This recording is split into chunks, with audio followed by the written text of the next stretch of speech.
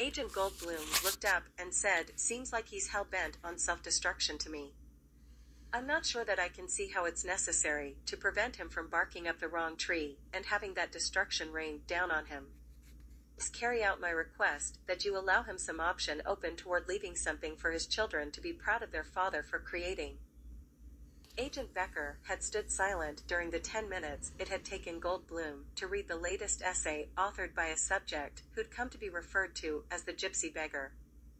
Agent Paul Becker replied toward Goldblum, "Danny, there's been days when I would have been willing to choke this idiot out with my own hands. But I'll be damned if I'm going to give this bastard the satisfaction of thinking he died the death of martyrdom." Daniel Goldblum looked surprised and said back, "You don't think he really believes all the stuff he's suggesting?"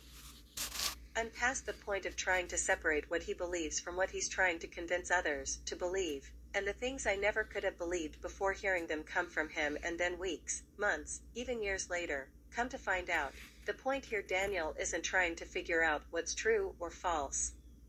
The whole damn notion that he's going to be allowed to present his theories needs to be closed and held closed long enough that the stubborn man gets tired of banging his head against the wall and begins to seek a form of expression that can possibly allow attention to his work, providing it doesn't provide promotion of him personally.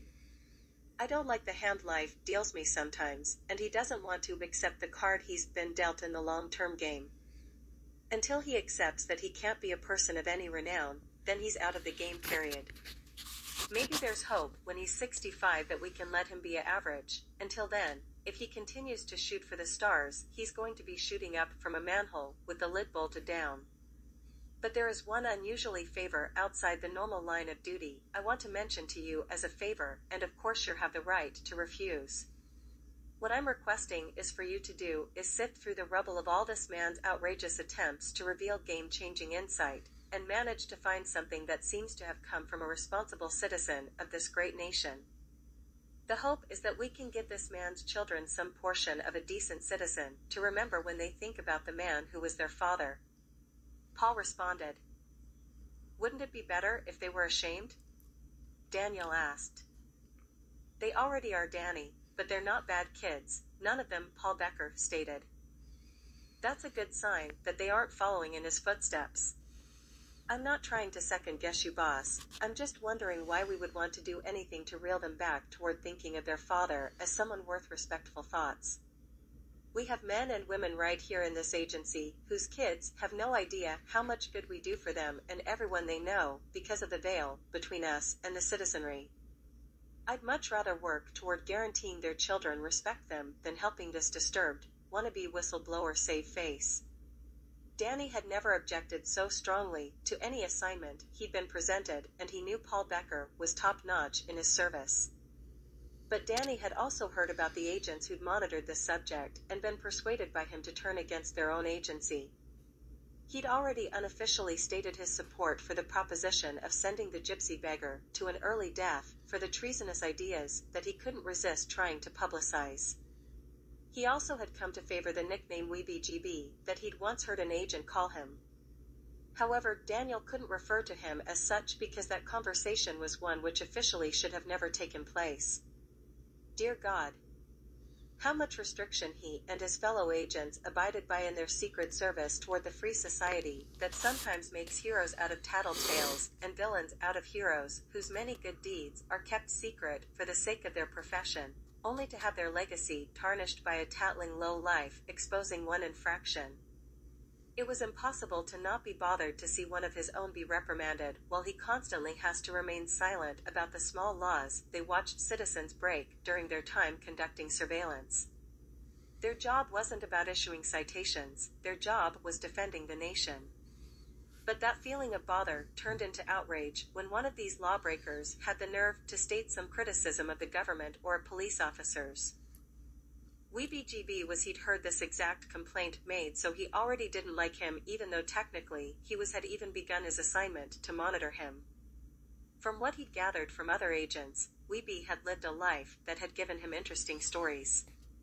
The laughable rating of PG-13 was given to his tales, but Daniel had heard that he suggested enough allure, sex, drugs, and rock and roll to keep pages turning, definitely not something Daniel would subject his attention unless it was an assignment, which of now, if had become.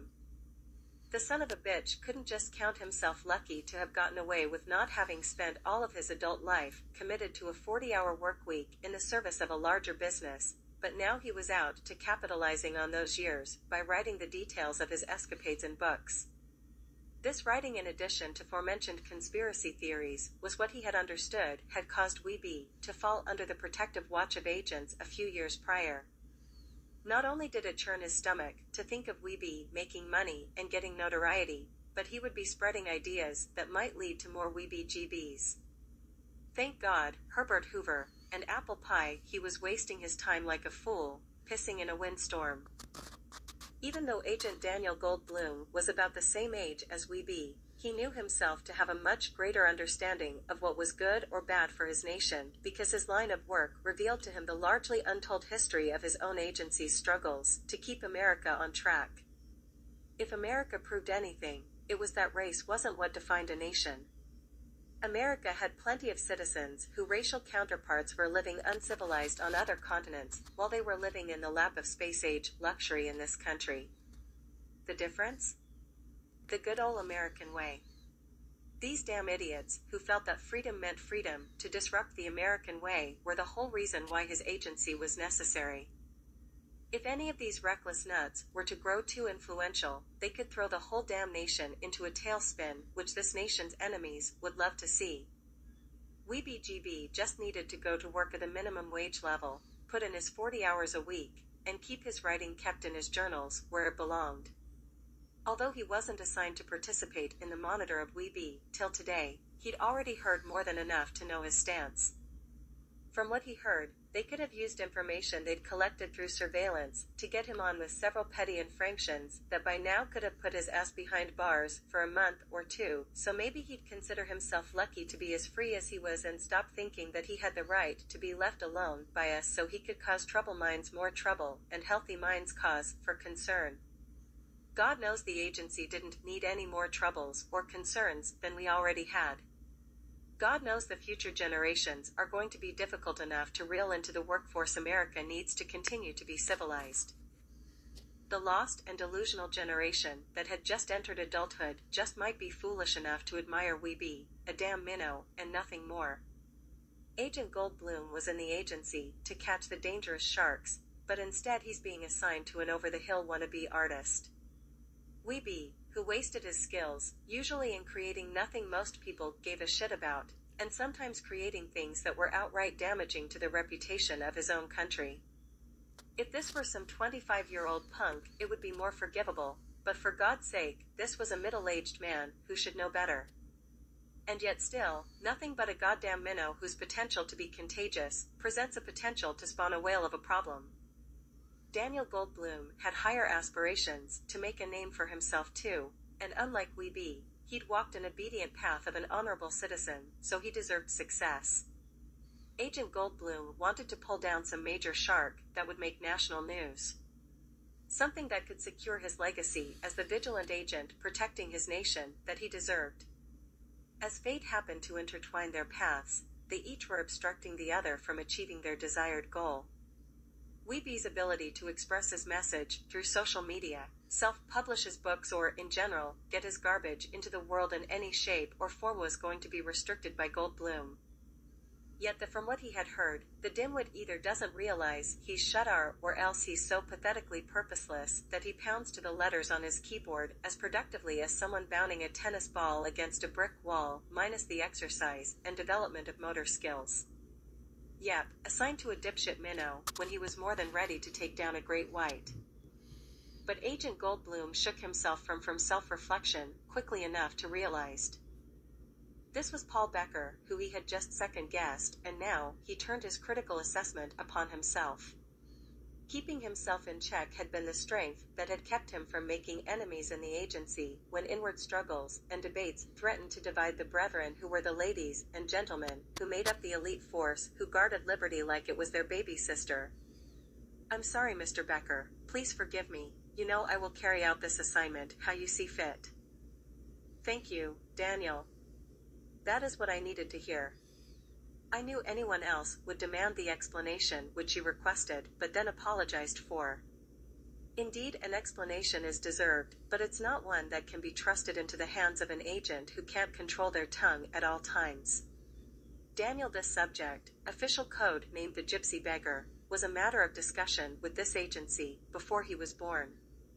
We senior officers have referred to him by a name you have been yet to learn.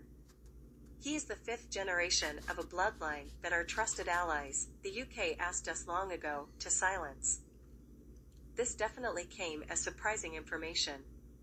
Even though he'd become curious for farther explanation, he was already happy to have this Minos subject more interesting than he'd expected it could possibly become.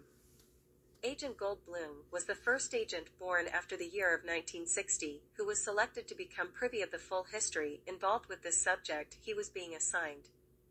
A number of elder agents had made a pact that the knowledge of this Secret Service objective would leave the rank of the agency when they carried it silently to their graves. But it had managed to linger despite measures they thought had secured its objective. Daniel Goldblum thought he knew this case better than he should let on from the conversations which he would never admit had taken place, because strictly according to code, they shouldn't have. But now he realized just how closely these senior agents had guarded specific details in this case for years, maybe decades. Damn, maybe his brood of younger agents weren't an improvement in every way like they boasted among themselves privately. He swallowed hard, hoping to not look as surprised as he was. He waited eagerly as Paul walked behind his desk and took a seat. Please have a seat too, Daniel. I want you to at least unload some weight from your legs, considering the burden I'm trusting on your shoulders. Agent Goldblum sat down on the leather-padded chair and wheeled himself directly in front of Agent Becker. Daniel, these men stem from the bastard child of perhaps the most effective secret agent the world has ever seen. We discussed the 5 generations of their lineage by these code name. The man whose world-famous achievements as a secret agent began all this, we call the Gypsy Shadow, his child conceived out of wedlock, who the Gypsy Shadow brought to America to conceal, we call him the Gypsy Bastard. The son of the Gypsy Bastard, who was given the first and middle names that pay homage to commanders of United States Armed Forces, we call Gypsy George. The son of the Gypsy George, who was given the very same name expressing patriotism to this country, is called Gypsy Jr. Gypsy Jr. is the father of the subject you've heard referred to as the Gypsy Beggar. By those of us who've known of this full operation, he has been referred to as the Gypsy Child. The generation that has yet to become a matter requiring full attention, we call the Gypsy Prayers. Do you follow me so far, Daniel? Goldblum replied, I understand that there's 6 generations. I think I can recite them: Gypsy Shadow, Gypsy Bastard, Gypsy George, Gypsy Jr., Gypsy Child, and the Gypsy Prayers. Agent Goldblum prided himself in his ability to recall lists even with only one time hearing or reading through them. He'd found that 13 was about the limit of this skill for him. Right now, he was more curious about what exactly had made them enemies of England. He asked Agent Becker, so did the Gypsy Shadow commit treason, or? Not at all, Agent, quite the opposite. His service to the United Kingdom earned him that prefix handed out from the throne only for those deemed to represent the excellence of the kingdom. That excellence means they are not possibly the sort that could ever have a child outside of wedlock. The Shadow brought the bastard to the new world where the child and his mother could have a chance for a future. The Gypsy Shadow returned to the UK and was married to a woman we refer to as Lady Proper. The marriage to this lady, who was familiar with high society etiquette, gave him the sort of honorable household that was deemed fitting of a man worthy of honor. Fact of the matter is that his native nation may have been willing to refuse to acknowledge the success he'd achieved, and most certainly would have never bestowed upon him the honorable prefix of the knighthood, which made it just beneath the status of royalty, had it not been for his marriage to Lady Proper. Most importantly, to the Gypsy Shadow, of all privileges his marriage to Lady Proper provided was the printing and distribution of his books. Officially, they were part of his intelligence operation, but he made full use of the opportunity to present his account of his adventures. He was only required to make known details of the whos, wheres, and what the crown could be expected to encounter in any given area, but the gypsy kept himself entertained by rendering an immersive mental preview for readers who would take full advantage of these details. He openly admitted that some things, occurrences, and events were completely added for the sake of telling his readers the adventures he wished to share, despite that fact they may not be the categoristic listing of fact that most other agent in the field handed in as intelligence agents. But there was no way anyone could deny that he was also providing a far superior source of overall knowledge in his the intel-gathering writing than any other agent that has ever been aliased among those who used the English language. The undeniable superiority garnished him mostly resentment, and even the complimentary remarks that couldn't go without stating were made sure to be withheld from his ears. Finally, in later years, for the sake of Lady Proper, his books were distributed and remain a source for travelers and other curious readers unto this very day. Agent Paul Becker addressed his younger counterpart like Daniel were someone unsure exactly where he'd landed after suddenly being hurled. Goldbloom, you were probably taught to think of the UK as a modern democracy, but it remains committed to rules and traditions regarding that royal throne that don't figure into American culture. It's something this nation's founding fathers made certain were void of any command over this nation. I, for one, am glad we got out from under the rule of that throne. Unfortunately, for this lineage of bastards, their very existence represents the suggestion that the throne made a mistake in assessing the quality of character of the gypsy shadow. That suggestion, no matter how true it may be, is a treasonous offense. There are some clues that the gypsy bastard was not as well kept and unknown as his absence from discussion in existing letters intend to mislead people to believe him to have been. A proper marriage was refused by the Lady Proper's family prior to the Shadow's journey to America, but was approved and soon carried out immediately after he returned. That much is a matter of that nation's public record. What was blotted out of that country's history books is the bastard child he tucked away in our land of opportunity in the mid-1800s. If things had went on from that point in the manner which probability predicts it should have went, this bastard child would have just went forth with his mother's last name, which records suggest he used up until the time of his marriage. Clearly things hadn't gone as probability would suggest. Daniel waited to hear more. Agent Paul Becker continued in telling about the life of the gypsy bastard. We see that he used a nickname that is an abbreviated compound of the Shadow's real first and last names. Sometimes he replaced his first name with it, sometimes his last. It's clear that the mother gave him some suggestion that his father was someone whom he should feel proud to have descended from. The last name that the bastard used on his work records was Irish, and we suspect it to be the last name of his mother, her home lad, likely being outside the direct watch of the throne, and also probably poor means she probably was not accustomed to the sort of elitist attitude that would rebuke a person for acknowledgement of their biological lineage. In this case, it is clear that although the Shadow's course of action seems irresponsible, deceitful, and perhaps even cowardly when judged by our modern American precepts, but it does appear that the Shadow did care about the well-being and safety of the boy and brought him and his mother to the U.S., which was considered a great hopeful prospect among the Irish during this time period. The 3-month period that lacks all written detail suggests the Shadow also made some effort to secure a place of homestead for this family that in turn would bear a heavy burden for acknowledgement of their bastardly beginning. The trials of life the bastard found here in the States certainly involved less concern about what seemed dignified, and instead the more pressing immediate concerns of choosing what gave the best hope for the family's survival. As it would happen to ultimately play out, it was this secret Irish peasant relationship that allowed the survival of the Shadow's bloodlines rather than the noble lady whom the standards of the throne deemed to be his proper match, although it did afford the gypsy Shadow to be honored into the noble rank of the knighthood. When the gypsy bastard got married, he formally took his rightful family name, the transgression against the throne for which we have been assigned to also acknowledge as matter that must be suppressed. This determination was directed down unto this agency, and has never been life despite the fact that this nation itself found the rule of the throne to be tyrannical. Here we are, Goldbloom, carrying out more suppression against the crime of being born out of wedlock and not being ashamed about it. I don't know how you feel about that, but I know you hope for a better America. The good ol' American way, right, pal? Well, let's see how much strength we bring to our nation by carrying out un-American commands against a family that's in its fifth generation in this nation and still regarded as an alien invasion to be managed through secretive actions. It is quite possible that bastard read books written by the Shadow, so may have actually known his father's thoughts better than many so-called legitimate sons know those of their own fathers. Perhaps what bothers me most about the details of the gypsy bastard's life, he gave a son a name that paid tribute to two of the greatest American military leaders this world has known, one which helped defend this nation from being divided in half and one which expanded the boundaries of the country during the gypsy bastard's lifetime.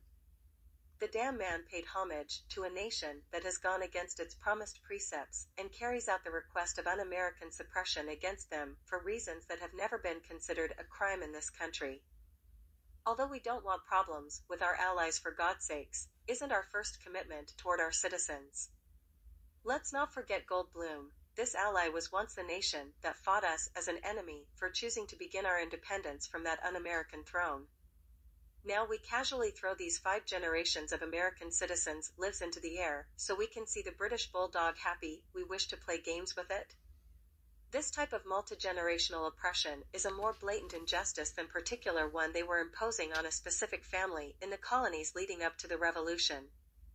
The reason why we justify it? Because no one in power will stand up on their behalf, because they are deemed not important enough to stand up for. Goldblum, I hope you are seeing a problem here. The nation that not only rejects their rightful claim of descendants of knighthood, but far more outrageous, they have somehow got us doing their dirty work for them by suppressing their right to speak in opposition against people who were considered born superior because they're royal bloodlines? Agent Goldblum was growing weary of this rambling now. After all, the man he was going to be observing had already been a known nuisance. None of his children were named after military leaders. Perhaps Agent Becker was getting soft as his retirement approached. Perhaps he felt more akin the non-service sector he was soon to join than he did the brethren of agents who secure civilization. I'm sorry, Daniel, I got a little personally attached discussing the gypsy bastard. Let me turn matters back to the man of our own occupation and examine the service record of the gypsy shadow. Factually speaking, his extension of his country's range of secret intelligence has remained as unknown as an achievement as one of such globally impacting magnitude possibly could be.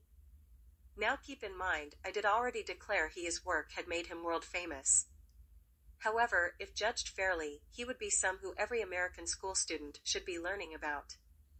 And even as his descendants are suppressed for their acknowledgement of their lineage, the very details regarding the gypsy shadow are being clouded, shrouded, replaced, and erased as much as official powers that govern that nation are able to do so. The damnedest part of it was the man wasn't motivated by a quest for honor or expanse of his birth nation's territories. He found the rank and duty provided him opportunities beneficial toward his personal quest for secret knowledge. When so many kingdoms' cultures and practices were very strange and mysterious to one another, the gypsy shadow was the needle that was able to penetrate the most long-forbidden lands. The intel he gathered provided the eye of his penetrating needle so that a thread could be dragged behind his penetrating path of exploration. The thread was the trade routes themselves, bringing England into Pakistan, into parts of Africa no white man had ever been allowed to enter, into Palestine where England was able to begin to secure the influence that would ultimately result in the re-establishment of the nation of Israel, providing a homeland for Hebrews following the Holocaust. Perhaps the greatest flaw of his secret agent service was that it gave too high of an expectation as to what these foreign lands should expect from his countrymen, who surely would follow after his friendly and noble representation. Yet the lasting result of his exploration was joining nations together as beneficial contributors to one another. This network increased the ease access of goods as well as broadened the scope of what goods could be obtained by all. The gypsy shadow was driven by genuine appreciation for the wide variety of peoples of the earth, and his dedication to learning so many different languages attest to his enjoyment in communicating and exchanging knowledge with them. His continual reports of the virtues among foreign peoples whose customs had been long considered among the leaders of the UK to be abominations against God met with dispute, but had to be tolerated because of the valuable volumes of knowledge contained in the same reports. Yes, as a crafty and ambitious writer, he found ways to teach people things they didn't intend to learn by facts and anecdotes among raw data and chronological narrative of the full exploration from beginning to end. Trade merchants came to realize that although his writing might seem superficially autobiographical, in fact within it could be found the details that could get them where they need to go in order to find that which they sought to trade, as well as having had the experience of reading a tale of a descriptive adventure writer that caused them also to profit. The books of his explorations taught his home nation what things needed to be understood about the people, their culture, and their mannerisms in order to begin to establish a trade system. Those very same trade systems he helped to establish more than 150 years ago still continue today, as does the interest and appeal of his travel writings. His personal inclination to appreciate the unique qualities of various regions and cultures gained his nation first peaceful access among white people into many regions. That peaceful access brought the native language America shares with the UK into exotic lands, and brought about increased widespread familiarity with English language, which also benefited this country's abilities to trade in those regions as well. As a result of his successful immersion into cultures which his fellow agents had been refused, his envious fellow servicemen gave him a nickname intending to shame him over his ability to get along with people who distrusted them. The three-word nickname stuck with him throughout the adult years of his life. He was called the White. And then the third and final word of the nickname is a word which is a word that is nearly illegal for a white man to speak out loud.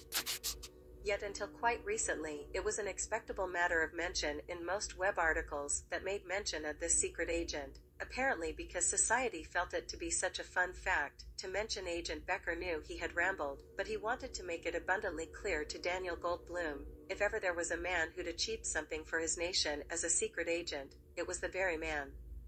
Since he could find compassion toward the bastard son, that perhaps he could find respect for the secret agent father. Still, he was having a hard conveying how important it was to the moral character of this nation to not mistreat just because it has been suggested by a foreign nation. But deep down he knew this learning process was going to require the long steady learning that would come about through long-term monitoring of the gypsy child. He'd come to learn that the frustrations and desire to reveal wrongdoing was in response to wrongdoing that indeed were being done. When unable to speak about one, then perhaps a different would get through. But Agent Becker had arranged this matching of mind himself. For he felt that the gypsy child's work deserved an audience. Since his orders from up above forbade that audience from being a large one, he had arranged it so it would be an audience of only one, but the one-person audience was vastly opposed to understanding his message. Therefore, when his work had won the respect of that audience, it would be a big achievement.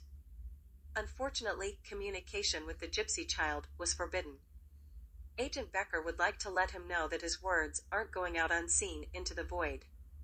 He'd also like to let him know that he was about to have a very hard-headed agent monitoring his work. As stated, all of this was officially never taking place.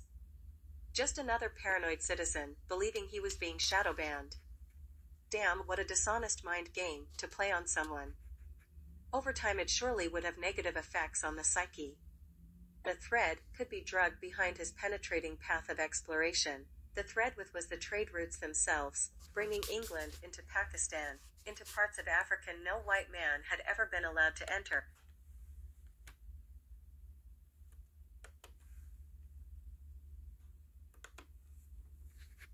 Daniel, I'm going to make a speculation in regards to something that some ruler in England decided about 140 years ago. I want you to keep in mind that I am stating up front that this is just speculation. I guess you could call it a little conspiracy theory. Agent Becker paused and looked Agent Goldblum dead in the eye. Goldblum thought to himself how unprofessional this briefing had become. He hoped that someone was watching them to see this sort of distorted thinking. Was the highly guarded agent Paul Becker sinking into the confused sap that his agency was constantly having to monitor? Was that increasingly common neurosis of paranoia beginning to rear its ugly head among their own numbers? Nonetheless, Goldblum was not going to respond right now. Becker was so far off course that he could either keep talking, get back to business, or dismiss him, but he was not going to engage in conspiracy discussion and play the games of drug fiends. Agent Goldblum, I think it is quite possible that the Gypsy Shadow was only bestowed with the prefix of knight so that the royal leadership could have justification for suppressing the Gypsy Shadow's illegitimate lineage. Still Goldblum looked straight ahead. What was he supposed to say? Tell him he should go ahead and hang it up? Nah, he'd just continue to remain silent. Like I said, Daniel, just speculation. I based it on 3 factors.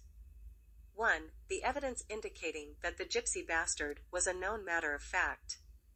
2. The quote-unquote honor came at the end of the Shadow's life where it could be of little good to him, but perpetual damage to his bloodline. And 3. Based upon the evidence proving that nothing good was ever expressed from the crown toward the Gypsy Shadow.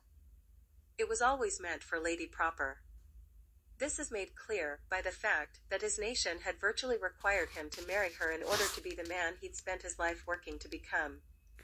That's the treacherous danger with the throne. Decisions can be based purely upon friendship, and Lady Proper clearly had one in the crown.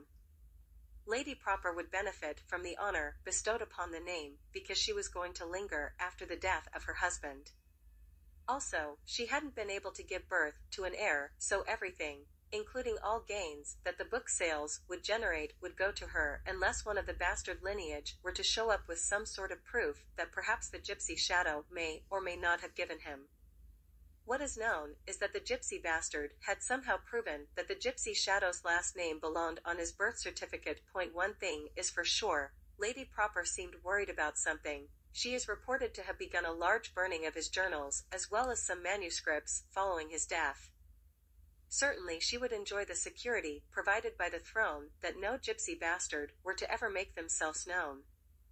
I can only imagine she was very envious of the bastard lineage, and I suspect she resented and feared it deep down to her soul. So yeah, that's all I got, just a speculation. Daniel had to admit it did seem possible. The level of vindictiveness that the throne was showing was pretty extreme.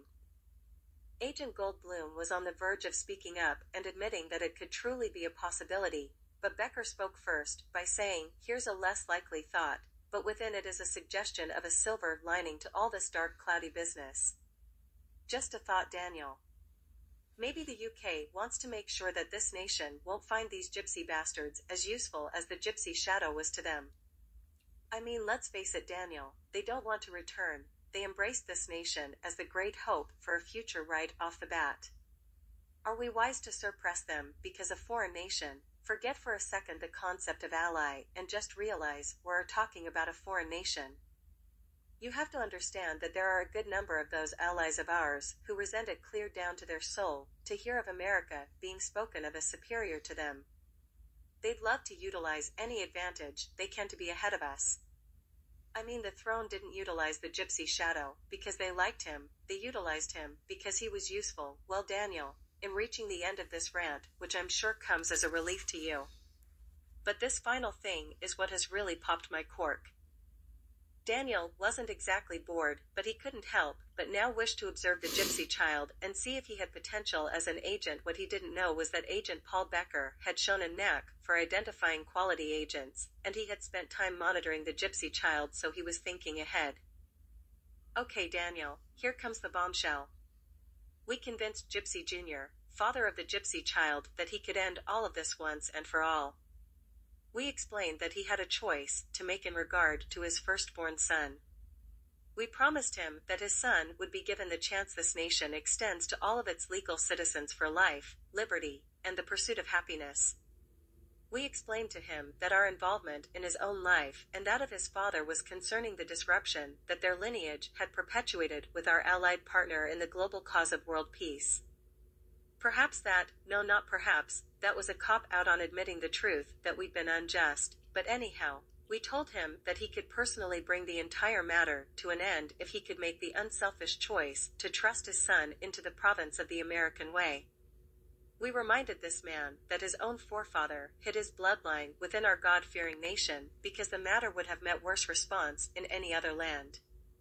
Well, Agent Goldblum, that man whose first two names pay tribute to military leaders who achieved victories for this nation, trusted his son to be fathered by the mentorship of the Founding Fathers and the American way. For the good of his own son's future, he never let him know about the world-famous ancestor who had hid his father in the land of the eagle. Daniel, the man, went to his grave never having let his son know the great secret that caused two nations to work toward suppressing 4 generations of descendants from speaking word that differ from the opinion of the Queen of England. I had fullest intentions to honor my promise to the man. But completely unrelated from any of our activities, the gypsy child began to speak out about conspiracy theories. He tapped into them in the wrong time. This sent up a red flag that would have pulled him into our scope, whether we'd ever heard of them or not. He dug in deep, he was relentless in his research, and quite simply, he was scaring some senior agents with his ability to back up his reasoning. So right back into his life we came, and yes, I'm the first one to declare, he is an arrogant bastard, but he believes the struggle is between truth and deception, whereas we tend to think of things in terms of chaos and order. Well, Agent Goldblum, here it goes. Despite the fact we kept him from learning of his lineage, connecting him to the gypsy shadow, he was the sort of person who has a sort of scary ability that seems too much to ignore. But it seemed at least we'd accomplished the victory that the throne had requested of us. One night he has a dream and writes it down. More than a month later, he returns to it and punches up a couple things in the search engine. 5 minutes later he's aware of his family lineage. I wouldn't believe it if I hadn't monitored it myself. A couple months after Gypsy Junio died, the gypsy child somehow retrieved it all anyway and found out his lineage and rivalry with the British throne. The only explanation I can imagine only makes the mystery more supernatural. I suspect he was sent that dream by his father from beyond the grave. Now Agent Becker was staring directly into the eyes of Agent Goldblum, and it was he who was now waiting for a response. Unfortunately for Goldblum, he'd just listened to his boss reveal that he believed in something which was simply impossible. He was not going to pretend to believe this explanation as it had been presented. Yet he also was not going to tell Paul Becker that his reasoning was delusional. Sir, with all due respect, perhaps some manner of communication slipped past our watch and the gypsy beggar merely concealed it until after his father was in the grave.